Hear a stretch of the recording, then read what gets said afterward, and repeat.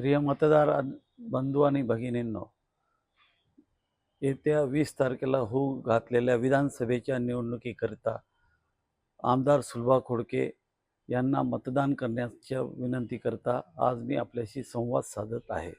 आपल्याला कल्पना आहे की सुलभा खोडके या महायुतीच्या उमेदवार म्हणून भारतीय जनता पार्टी, शिवसेना, राष्ट्रवादी काँग्रेसच्या संयुक्त उमेदवार आहे आणि या निवडणुकीत त्यांचं चिन्ह आहे घड्याळ आणि घड्याळ हे 4 नंबरला आहे.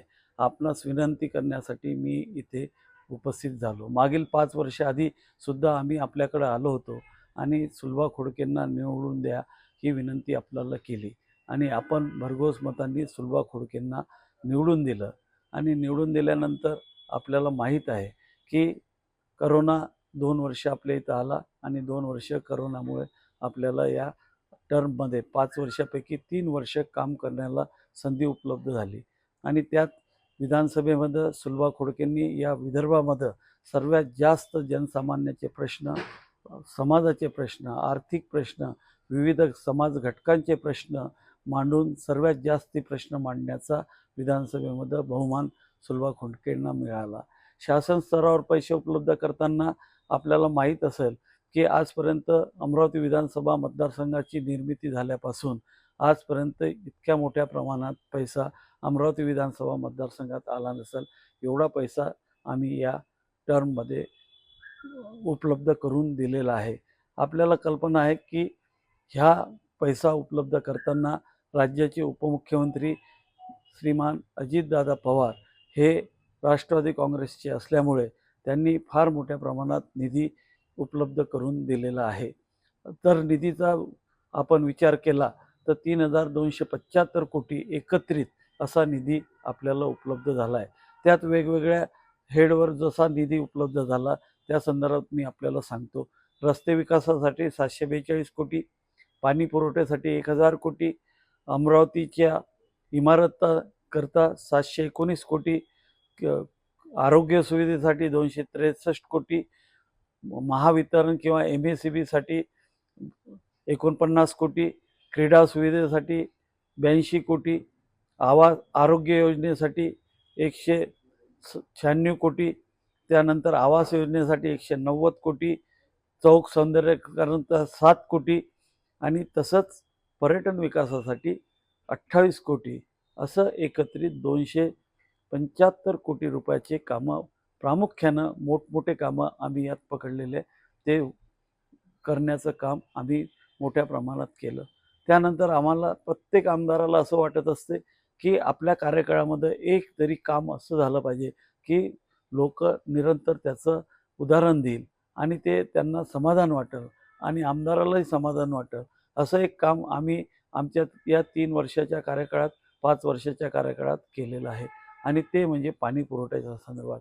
आपल्याला कल्पना असेल की आपल्या अमरावतीला शहराला पाणी पुरवठा जो होतो तो मोर्शीवरून पाईपलाईननी पाणी येतो आणि त्यानंतर आपण ते पाणी डिस्ट्रीब्यूट करतो आणि मोर्शीवरून अमरावतीला ज्या पाईपनी पाणी येतो ती सिमेंटची पाईपलाईन होती. त्याचं आयुष्यमान जे आहे ते 2020 पर्यंतचं होतं आणि त्याचं आयुष्यमान संपल्यामुळं फोर्सनी जर पाणी सोडलं तर पाईप जागोजागी फुटून जात होते आणि त्याच्यामुळं आपल्याला जो पाण्याचा फोर्स मिळत नाही, पाणी अनइव्हन मिळते, त्याचं कारण ते होतं आणि त्या संदर्भात आम्ही सर्व वरिष्ठ अधिकाऱ्यांशी चर्चा करून एक योजना तयार केली आणि ती योजना जवळपास 865 कोटी रुपयाची केंद्र शासन, राज्य शासन आणि जीवन प्राधिकरण अशी मिळून ती 865 कोटीची योजना मंजूर केली आणि त्या योजनेचं प्रामुख्यानं त्यामध्ये मोर्शीवरून अमरावतीपर्यंत जी पाईपलाईन टाकण्यात येणार आहे ती आता लोखंडी पाईपलाईन असेल.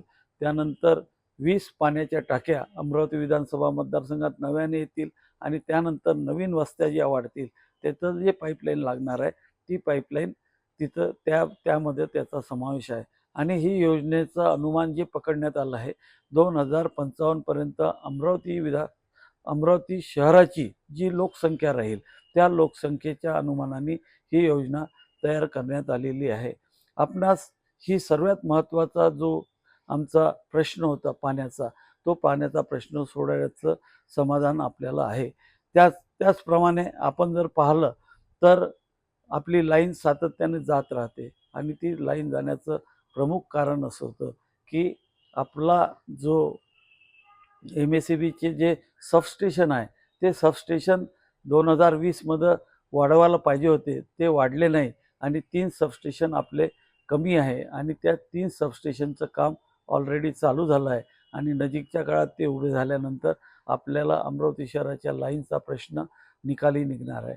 आपल्याला माहीत आहे की आपलं मध्यवर्ती विभागीय क्रीडा संकुल जे आहे, विभागीय क्रीडा संकुल जो त्याला आपण मैफिलकडून जर आलो तर तिथं CS चा बंगला आहे, सिव्हिल सर्जनचा. ती जागा जवळपास 3 एकरची जागा होती. ती 3 एकरची जागा आम्ही या स्टेडियममध्ये कलेक्टर साहेबाकडून मंजूर करून घेतली आणि आता आपलं जे स्टेडियम राहील त्याला दोन तर्फे गेट राहील, एक मैफिलकडून आणि एक आपल्या VMV रोडवर, आपल्या मोर्शी रोडवर. आणि पुढच्या काळामध्ये तिथं सिंथेटिक ट्रॅक, त्यानंतर स्केटिंगचं ग्राउंड, स्विमिंग टँक आणि मल्टीपर्पज स्टेडियम असे विविध प्रकारचे सर्व खेळ तिथं आपण त्याच्या सुविधा निर्माण करणार आहोत. त्याचप्रमाणे आपण जर बघितलं तर चौक सौंदर्यीकरण जवळपास 7 कोटी रुपये त्यासाठी उपलब्ध केलेले आहे आणि वेगवेगळ्या चौकाचं सौंदर्यीकरणाचं काम मोठ्या प्रमाणात चालू आहे. आपल्याला माहीत आहे की वडाळी तलाव जो आहे तो वडाळी तलावाचं काम केंद्र शासनाच्या एका योजनेमधून 28 कोटी रुपये मंजूर केले होते आणि ते 28 कोटीचं काम ऑलरेडी चालू झालं आहे.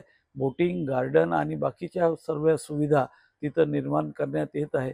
जास्तीत जास्त 4 ते 5 महिन्यामध्ये याचं काम जे आहे म्हणजे आपल्या उपयोगामध्ये, आपल्या सर्वांच्या सेवेमध्ये ते पर्यटन स्थळ येणार आहे. तसं जर आपण पाहिलं तर आरोग्य सुविधेसाठी 196 कोटी रुपये आणलेले आहे. या 196 कोटीमध्ये आपण जर पाहिलं तर डफरीन हॉस्पिटल जे होतं त्या डफरीन हॉस्पिटल 200 बेडेडचं होतं, त्याला 400 बेडेड करण्यात आलेलं आहे आणि त्या 400 बेडेडमध्ये आज जी बिल्डिंग उभी झालेली आहे त्या जवळपास 80 कोटी रुपयाची बिल्डिंग, चांगली बिल्डिंग तिथे उभी झालेली आहे. त्यानंतर सुपर स्पेशालिटी जर पाहिलं तर आज सुपर स्पेशालिटीमध्ये डायलिसिस सेंटर, किडनी ट्रान्सप्लांट, त्यानंतर पेडियाट्रिक मुलांचे ऑपरेशन्स, त्यानंतर एन्जिओग्राफी, एन्जिओप्लास्टी, बायपास सर्जरी हे सर्व युनिट चालू झाले आहे आणि एक कॅन्सरचं युनिट 60 कोटी रुपये लागतच्या अमाऊंटचं ते सुद्धा चालू झालं आहे. टाटा हॉस्पिटल कॅन्सरचं जे आहे त्याच्यासोबत त्याचं टायअप करण्यात आलेलं आहे आणि ते नजीकच्या काळामध्ये तिथं केमोथेरपी असतील, लाईट्स असतील, ह्या ज्या सुविधा कॅन्सरमध्ये पाहिजे त्या सुविधा तिथे उपलब्ध होणार आहे आणि 4 किंवा 5 महिन्यात हे हॉस्पिटल चालू होणार आहे. ह्या सर्व काम करत असताना आपल्या सर्व लोकांची साथ मिळाली म्हणूनच आम्ही या विकासाचं जे पर्व होतं हे आपल्यासमोर आणू शकलो.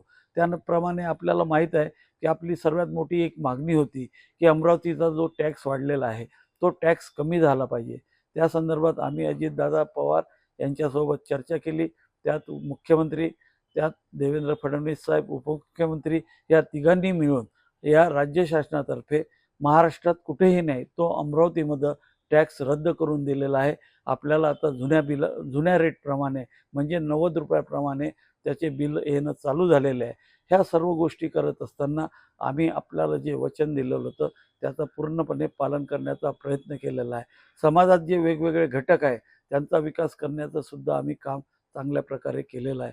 आपणास विनंती की येणाऱ्या 20 तारखेला आपण घड्याळ या चिन्हाचं बटन दाबून महायुतीच्या उमेदवार भारतीय जनता पक्ष, शिवसेना, राष्ट्रवादी व इतर मित्र पक्षाच्या उमेदवार यांना भरघोस बहुमताने निवडून द्याल ही आशा व्यक्त करतो आणि थांबतो. आपलं धन्यवाद.